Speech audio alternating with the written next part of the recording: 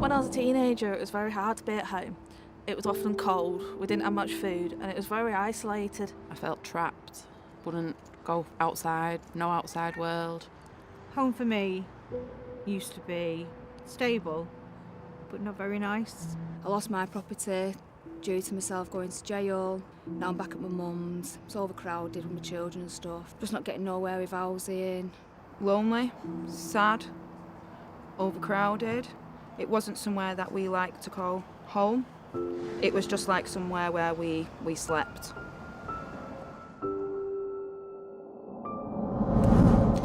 Morning, ladies. How are we all today? Not bad. Not bad, yeah. Okay, can I just get you all to sign in on the register first for me, please? Fantastic. Emma, come on. You know the rules. Let's have the phone. Thank you. Thank you. I'll give it back at the end, okay? Okay, so today we are going to do positivity. Okay, so I'm going to go around the room and I would like each and every one of you to give me a positive for this week. It can be something small, it can be something big, but I'd like something positive that's happened this week. Gaynor, I'm going to start with you. Not bad. Not much with the other kids, but Robin started walking. Wow, that's brilliant. I know, she's doing it all cocky like she's been doing it for ages. Bless the little trooper. Yeah. Brilliant. Emma, how's your week been? Dead good. What's happened this week then? I finally got my house. Wow, that's amazing. So that's like 18 months that you've been waiting for? Just over here, just over here. Fantastic. So have you got it all planned out? Yeah, I'm going to start in kids' bedrooms and then work my way down the house, but it's just mint. I'm just dead happy. I bet you're so excited for that. Oh, we expect photos, that's for sure. Gemma, how are we doing today?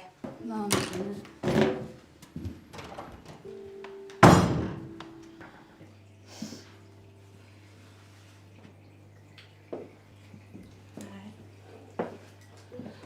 What's that, Pen?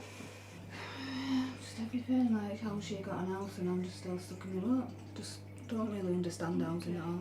Well, it took her time to get hers as well. It will happen. You just need to believe it will. Yeah, have a look at these. Yeah, they're not there for no reason. They're there so that you realise things like this one, look, you're not alone. Yeah, this one. Look how far you've come. Should we go back into group? Yeah, okay. Yeah? Okay. Right, come on then, come sit back there. Okay, shall we carry on? Alright. Okay. Hi Gemma, how are you doing? I'm alright, yeah, thank you. I've been in touch with the Women's Centre like I said I would. They've confirmed that you're attending all your groups, doing all your courses, you've got some certificates, so Yeah. well done, you should be proud. You've come a real long way. I'm really pleased to tell you that the property that you bidded on in the Ashton area, you've been allocated. Seriously? Yeah. Oh my god, about time. So you will have a new home. Do you want to sign your tenancy agreement? Thanks. So there's your keys to your new home. Thank you. Congratulations. How are you feeling? Well excited over the moon. It's been a hard 12 months, Yeah. hasn't it? But you've done it. Yeah. You've got there. You're all settled, ready to Tough take now. on your own tenancy now. I know. Yeah, well done. Oh, You should be very thanks. proud. Right, Here's thank to the you. future. Thank you. Home to me now is happy, we're content, we have outside space, we play. It's happiness. It's smiling, family time, having the curtains and the blinds open, letting the sunshine come through.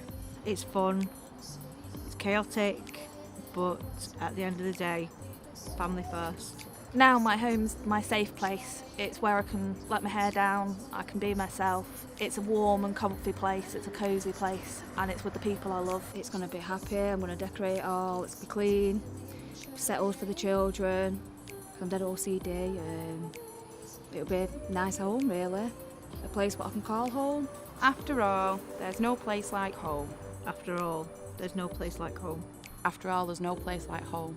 After all, there's no place like home. And after all, there's no place like home.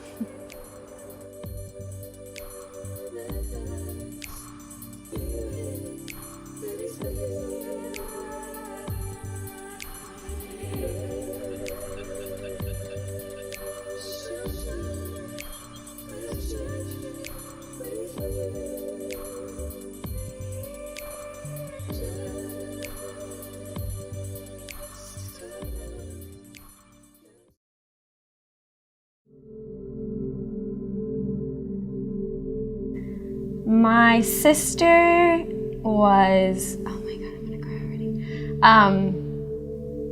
As a little girl, she's one of those spunky people. She's the person that is creative, and she would be doing art and she'd be singing every minute, and just like one of those kids, you're like, how are you so happy? She's an angel, like literally that's her nickname.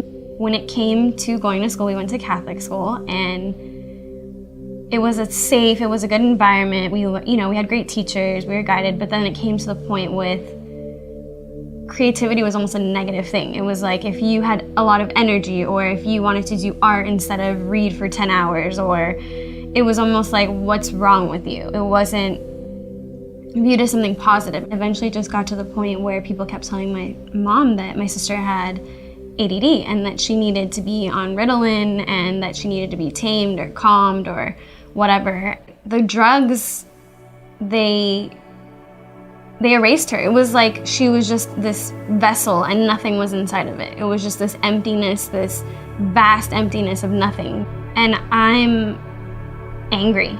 I'm really angry because I've lost my sister is what it feels like at this point. I don't have my best friend. Like I just didn't know what happened. It was like her soul was taken out of her. It was the scariest thing I had ever seen in my life. It was like she didn't sing. She was quiet all the time. She was just gone. Like it was like she was just a being walking this earth and there was nothing in there. It was just emptiness, and it was the scariest thing because it was the complete opposite of from what I was used to, and she was just a blank canvas, like gone, just not there. My sister was drugged until she was about 15 or 16 years old, and I couldn't take it anymore, and I started college. I go in as a psychology major with the drive of seeking answers and seeking options for children or for other people other than psychiatric drugs, with the idea that I'm gonna be the person to change what the psychology industry is. Within a year, I wanted to switch. I wanted to be out. I'm like, this isn't for me. This is just reliving my sister's moments of, I want to say torture, really torture. And so I start fishing through my teachers and I say, someone here has to have some other perspective on psychology. It can't be all statistics and drugs. So I'm seeking answers, and one of my professors tells me about TCHR, and he's like, you need to go to this museum. It'll change your world. It's what you're looking for. You gotta go. And so I went, I came with my boyfriend, and he's also a psych major. I walked into this museum and I was like, oh my God, this is it. This is it, beyond it. And I was blown out of the water because it was the side that I knew. Within the first room, within the video, we're just like, this is hilarious because a chemical imbalance is something you learn when you're doing your psych degree. And we're always like, what the is a chemical imbalance? You know, like what is that? And no one can give you an answer. No one can give you an answer. And they hand you the DSM and say, this is how you diagnose people. And it was funny because when I diagnosed myself, I had mania and bipolar, and I was like, this is a joke. And so when I came to the museum and I saw that video, I was like, yep, that's exactly how I felt when I started my major. Like, this is a joke. Got to that section on kids, I broke down. I just started crying, and my boyfriend's like, what's going on? And I'm like, this is how I felt with my sister. Like, I'm looking at my sister. I'm looking at what she had to deal with, and nobody wanted to have that awareness or say anything enough to be like, this is not okay. And that was that moment where I'm like, I'm bringing my mother and sister here because I can't. This is it. Like, this is where the message is going to come through, and it's going to penetrate deep enough so that something happens, that a change happens. After we came to the museum, she was just like, this is it. It was a stance. It wasn't even like a go back and forth type of thing. It was just firm, like, this is it, I'm done.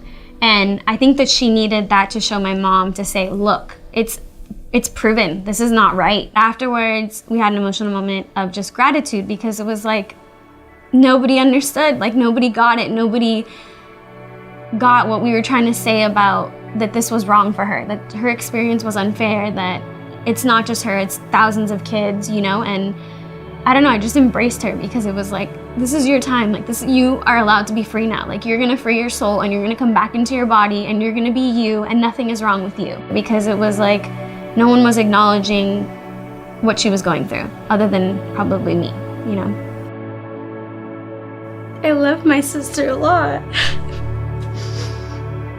Yeah, I'm super thankful to have her. because I had someone that was that cared about me enough to tell me, you know, to not have to be on something. So that's another reason why it's so important to come here, because you can tell other people that are on it, hey, maybe I don't know what you're going through, but you can get off them and you can empower someone. So I think that's what I want to say thank you to her for, is being like someone that's really empowering, and herself with her life, taking a lot of chances with things. I feel like it's my duty as a sister. Like, she got brought in to my world, and so it's my job to protect her. And if I'm being told something, if something greater is coming to me and saying, you're right about this, you're supported, you know, like there's a museum to back you up, or there's teachers to back you up and will guide you through this, then I gotta do it. She brought me here to, you know, to help me see other kids and how they felt, and help me make a decision for myself, because I was coming of age where you can make your own choices.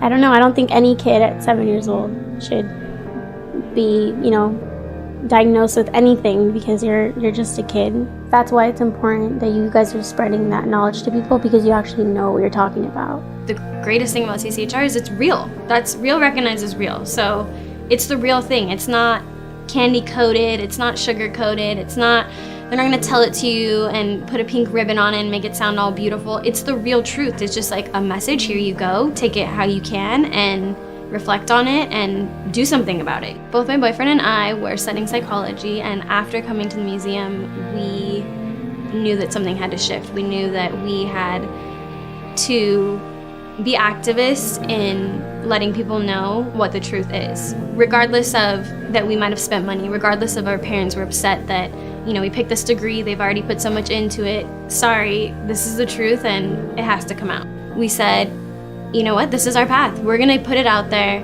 that alternative health is the way, and that drugs are a lie. Psychiatric drugs are a lie. There is no cure. Nobody has ever been cured. Nobody has ever said they've been cured. And if anything, they have to cure 10 more things after they've started any drug. Coming into contact with CCHR changed our lives because it was that validation. It was really validation of what we needed to hear, to say, look everyone, this is how we feel, and here's some proof behind it, some, you know, here's stories, here's everything, media, everything, coverage on what we're trying to tell you. And it just felt like, it almost felt like a family. Like, it felt like your family had your back, and you were like, thank God that someone is saying what I'm trying to say, because I'm screaming this at the top of my lungs and nobody's listening. And if it's gonna take this, then it's gonna take this. And it did, and the whole world shifted. It was amazing. I don't know, it was almost like a miracle. So, yeah.